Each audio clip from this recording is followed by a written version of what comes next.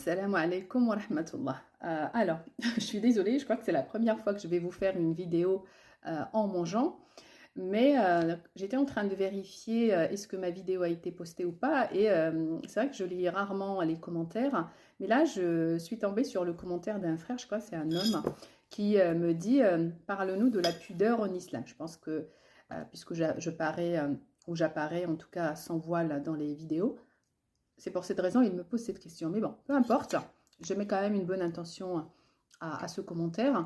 C'est pour cette raison, voilà, je décide d'y répondre. Alors, effectivement, le mot pudeur est apparu dans le Coran, d'accord, et il apparaît également dans les hadiths.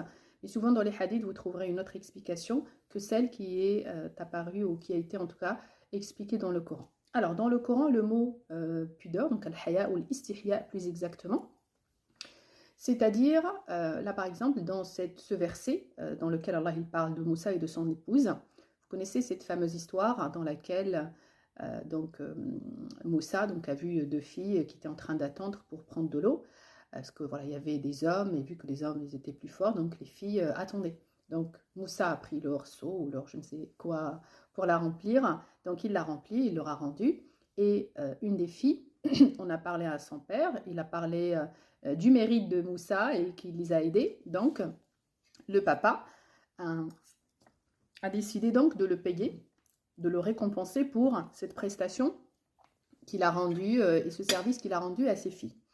Du coup, la fille est revenue voir Moussa et regardez comment c'est expliqué. Il est venu vers lui en marchant, en ayant la pudeur. Regardez, elle vient pour lui proposer d'être payé, d'accord, et récompensé pour ce qu'il vient de faire pour elle, ok, et sa sœur. Et même, vous voyez, dans cette démarche, il y a la pudeur. C'est-à-dire quoi la pudeur? La définition de la pudeur dans le sens du Coran est istisrar an-nafs, se faire petit, faire preuve d'humilité, faire preuve de résilience. Et vous voyez que même dans la proposition de se faire payer, d'accord, enfin pas se faire payer, de payer l'autre pour les services ou pour le récompenser donc pour ce qu'il a fait. Donc on va lui soit donner de l'argent, soit lui donner un autre service, soit juste le remercier. Même en proposant quelque chose de positif, eh bien on se fait petit parce que l'autre qui est devant nous, on ne sait pas s'il est d'accord, on ne sait pas si c'est ce qu'il a besoin, on ne sait pas si c'est ce qui lui convient. Donc c'est pour cette raison, ne pas faire preuve d'humilité, de résilience, se faire humble même quand on propose un conseil, même quand on propose de l'aide, eh bien on l'impose jamais. C'est pas parce que c'est quelque chose que nous on voit extraordinaire que forcément l'autre qui est devant nous est prêt pour recevoir ou il la voit de la même manière. C'est ça l'acceptation.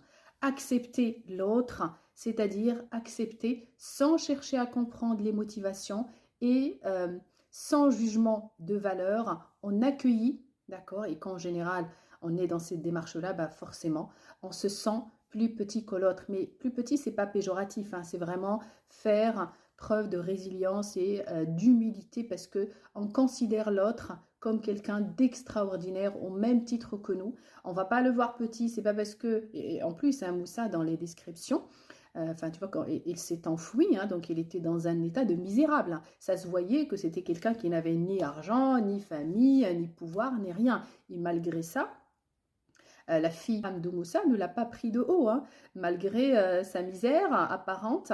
Et donc, il lui aura fourni un service extraordinaire. Et pour le récompenser, elle a considéré que ce qu'elle allait lui proposer avec son père était encore plus petit et moins important que ce que lui leur a fourni. J'espère vraiment que cela répond à ta question. Je sais que la notion de la pudeur est variée, hein, donc elle est différente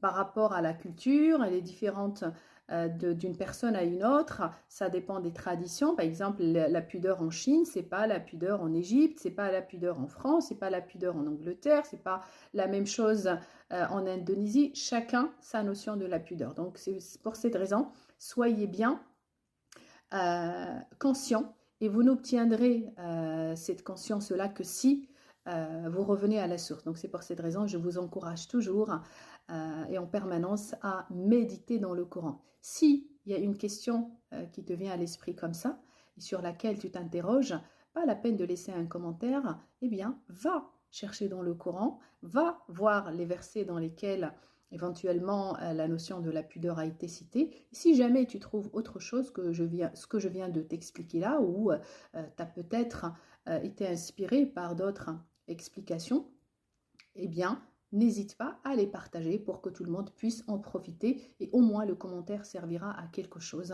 et non pas voilà, simplement pour exprimer un orgueil, exprimer que tu es dirigé par ton ego et que tu n'acceptes pas la différence de l'autre qui est en face de toi. Mais en tout cas, ça vient de tout cœur, hein, donc que je donne cette explication. J'espère qu'elle sera bénéfique et utile pour tout le monde et je vous dis je vais finir mon plat. Prenez bien soin de vous. Wassalamu alaikum wa rahmatullah.